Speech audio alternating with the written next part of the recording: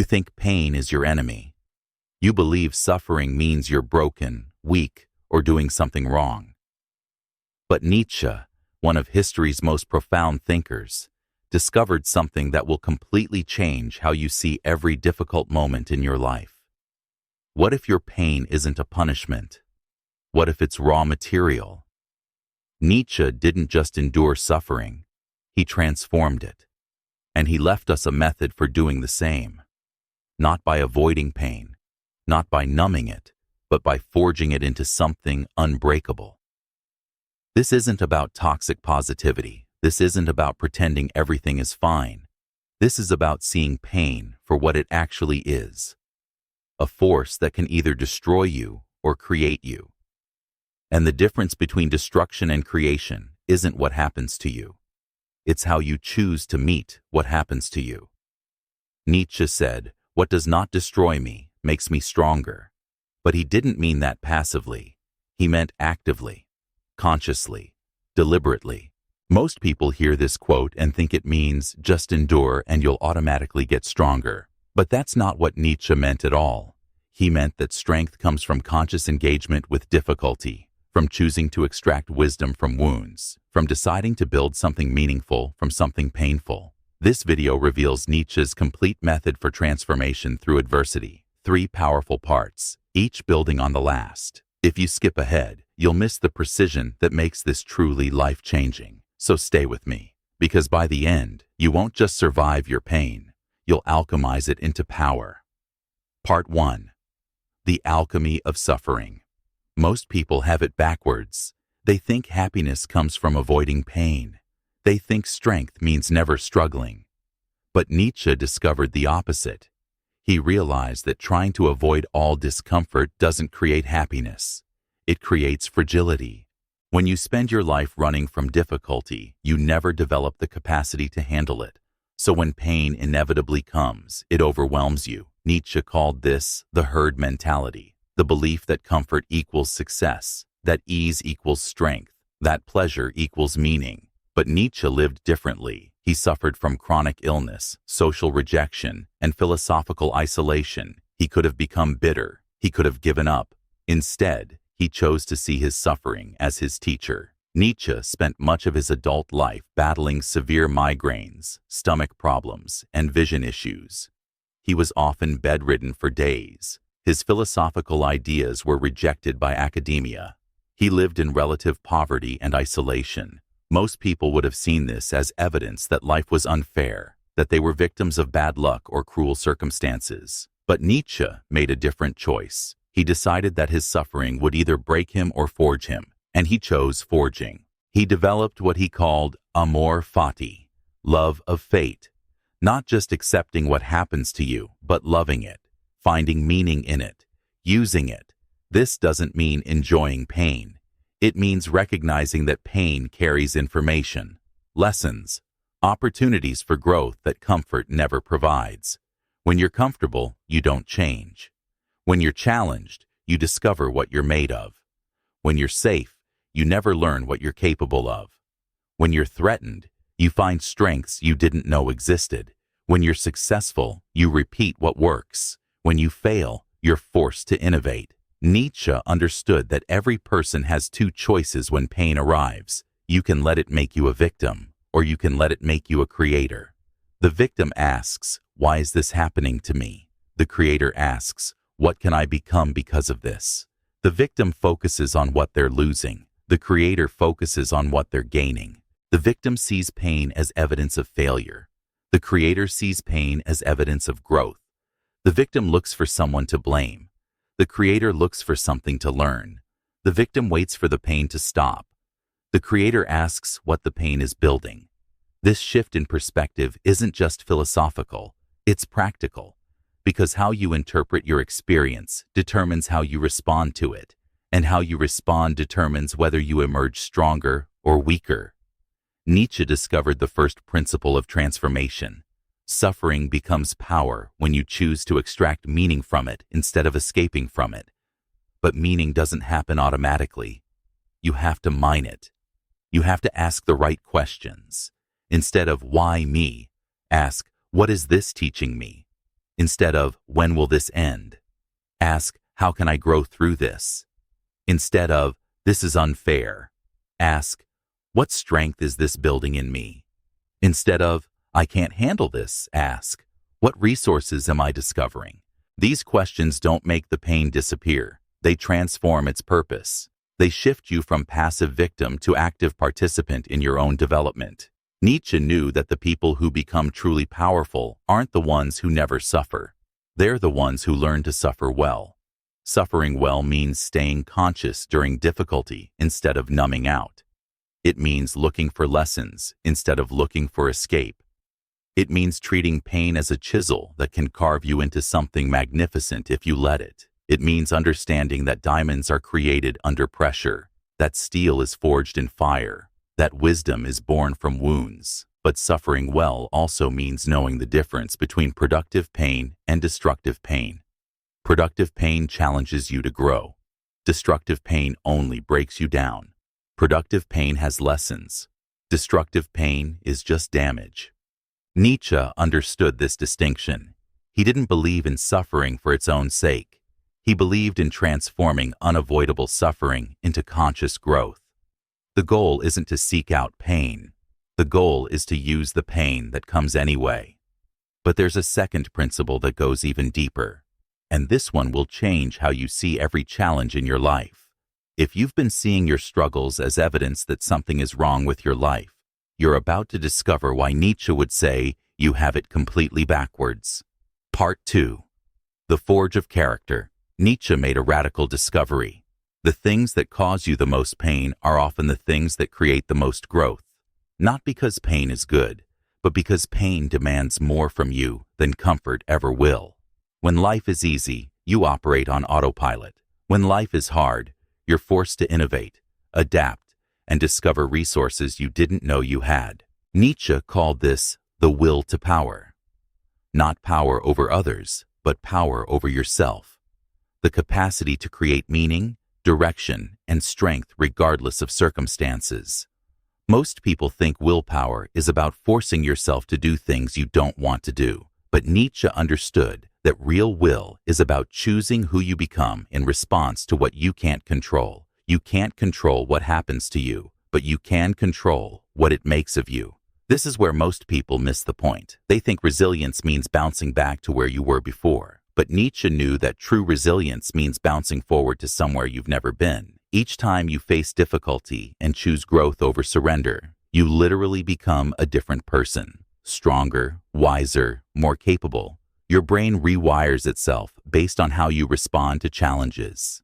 Your character deepens based on the choices you make under pressure. Your capacity expands based on what you demand from yourself when things get difficult. But this only happens if you approach pain with the right mindset. Nietzsche developed specific practices for transformation. He called them disciplines of suffering. The first discipline: when pain arrives, don't ask, how can I make this stop? Ask, what is this pain trying to create in me? Maybe it's teaching you boundaries. Maybe it's showing you what you truly value. Maybe it's forcing you to develop skills you never thought you needed. Maybe it's revealing strengths you never knew you had. Maybe it's clarifying priorities you'd been confused about. Maybe it's stripping away illusions you needed to lose. Maybe it's opening your heart to compassion you never felt before. The second discipline: look for the gift hidden in the wound. Every painful experience contains something valuable. A lesson, a strength, a clarity that only comes through difficulty. Your job isn't to be grateful for the pain. Your job is to extract the value from it. Sometimes the gift is obvious. A job loss leads to a better career. A breakup reveals incompatibilities you couldn't see before. But sometimes the gift is subtle. Chronic illness teaches you to appreciate small pleasures. Financial struggle develops resourcefulness and resilience. Rejection helps you clarify your authentic self. Failure shows you what really matters to you. The third discipline: use your pain as fuel for creation. Channel the energy of your struggle into building something meaningful. Nietzsche wrote his greatest works during his periods of deepest suffering. He transformed his personal hell into universal wisdom. You can do the same, not by becoming a philosopher, but by becoming the person your pain is trying to forge. Maybe your heartbreak teaches you to love more wisely. Maybe your failure teaches you to build more carefully. Maybe your loss teaches you to appreciate more deeply. Maybe your anxiety teaches you to prepare better. Maybe your depression teaches you to reach out for help. Maybe your trauma teaches you to protect others from similar harm. The pain doesn't disappear, but it stops being wasted. Nietzsche also understood that this process takes time. Transformation through suffering isn't instant. It's gradual, layered, complex. Sometimes you have to sit with pain before you can transform it. Sometimes you have to grieve before you can grow. Sometimes you have to feel the full weight of loss before you can appreciate what remains. Sometimes you have to acknowledge how much something hurt before you can learn from it. This isn't about rushing to find meaning in fresh wounds. It's about staying open to meaning as wounds heal. It's about trusting that growth can come from loss, even when you can't see it yet.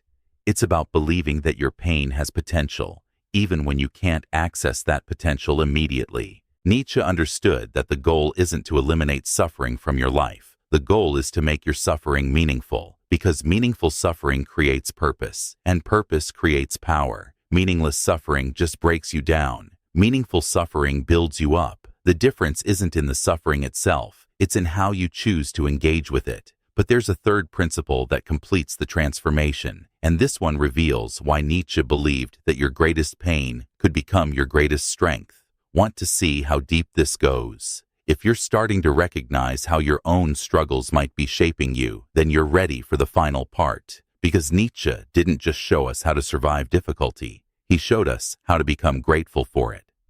Part 3. The Grateful Warrior.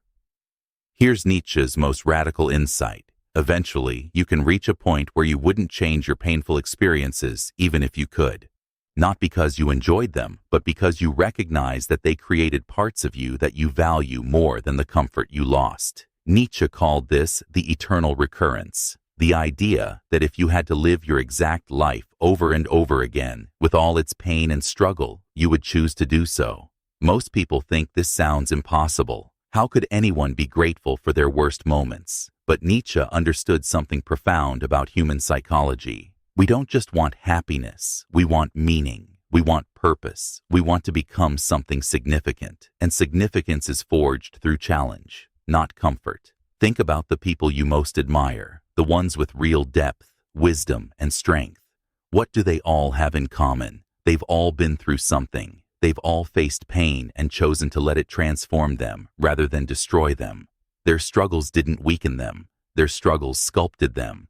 You can see it in their eyes. There's a depth there that only comes from having walked through fire and emerged refined. There's a compassion that only develops when you've suffered and chosen empathy over bitterness. There's a strength that only builds when you've been broken and chosen to rebuild yourself better. There's a wisdom that only comes when you've made mistakes and chosen to learn rather than hide. Nietzsche discovered that when you fully embrace this truth, you stop being a victim of your circumstances. You become an artist of your own existence. This doesn't happen overnight. It requires what Nietzsche called the long discipline. The discipline of finding meaning in every experience, especially the ones you didn't choose. The discipline of asking, what can this teach me, instead of, why is this happening? The discipline of seeing pain as information instead of punishment. The discipline of building something beautiful from something broken.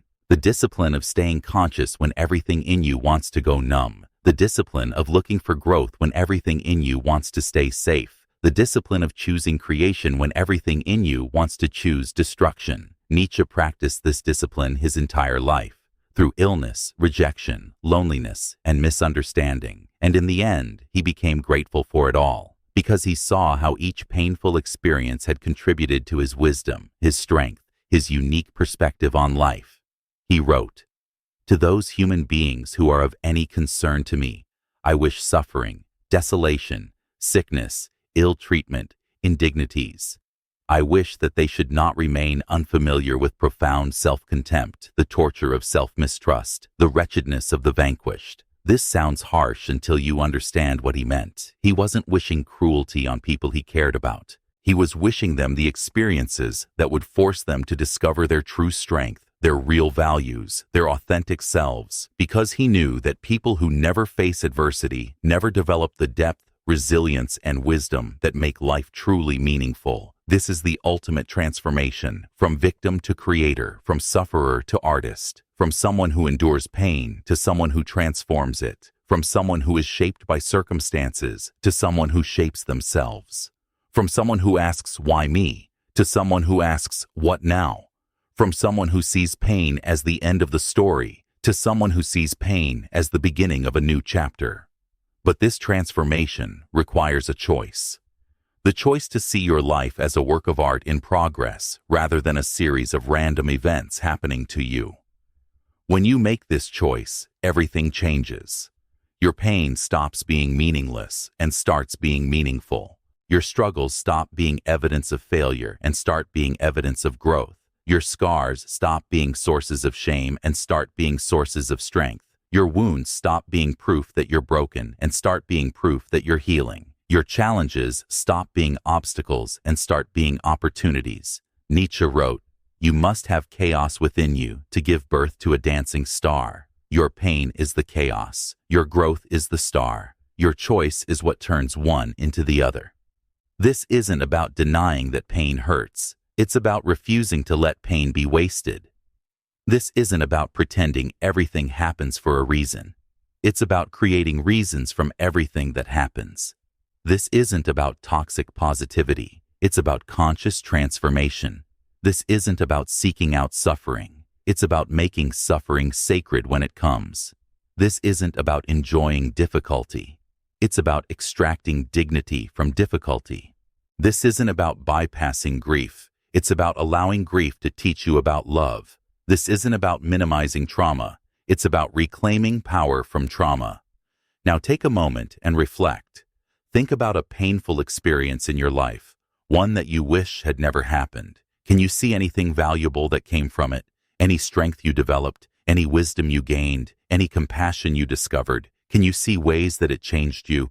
Ways that it opened you? Ways that it taught you what really matters? Can you see how it might have prepared you for future challenges? How it might have deepened your capacity for empathy?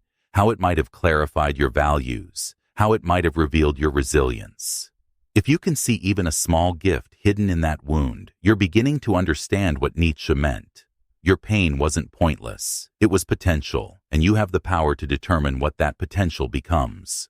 This doesn't mean you have to be grateful for bad things that happen to you. It means you can choose to create good things from bad experiences. It doesn't mean you deserved whatever hurt you. It means you deserve to transform that hurt into healing. It doesn't mean everything happens for a reason. It means you can create reasons from everything that happens. This is Nietzsche's method, not to avoid suffering, but to transform it, not to seek pain, but to extract power from the pain that inevitably comes.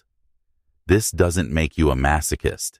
It makes you an alchemist, someone who can turn the lead of suffering into the gold of wisdom, someone who can turn the coal of pressure into the diamond of strength, someone who can turn the wound of experience into the wisdom of insight, someone who can turn the fire of challenge into the steel of character. But remember, this process requires patience with yourself. Transformation takes time. Healing isn't linear. Growth isn't always visible. Sometimes you'll feel strong and clear about how your pain has served you. Sometimes you'll just feel the pain. Both are part of the process. Both are valid. Both are necessary. The goal isn't to always feel grateful for your struggles. The goal is to remain open to the possibility that they might serve your growth. The goal isn't to eliminate all suffering. The goal is to make your suffering sacred. The goal isn't to enjoy pain. The goal is to honor what pain teaches you. So if you've felt seen by this video, if you're starting to see your own struggles differently, don't keep it to yourself. Comment below about a time when pain led to growth in your life. Let's build something meaningful together from our shared humanity. Share how you've learned to transform difficulty into strength. Share what your struggles have taught you about yourself. Share how you found meaning in experiences you wouldn't have chosen. Share how pain has opened your heart instead of closing it. And if this changed your perspective, subscribe. This is just the beginning of learning to see challenges as opportunities for becoming who you were meant to be. Because life isn't about avoiding all pain.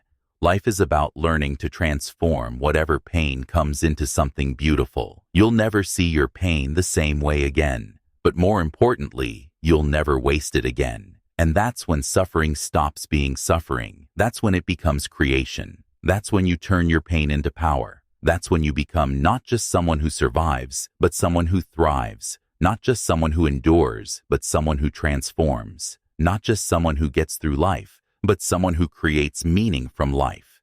And that, Nietzsche would say, is what it means to be truly alive.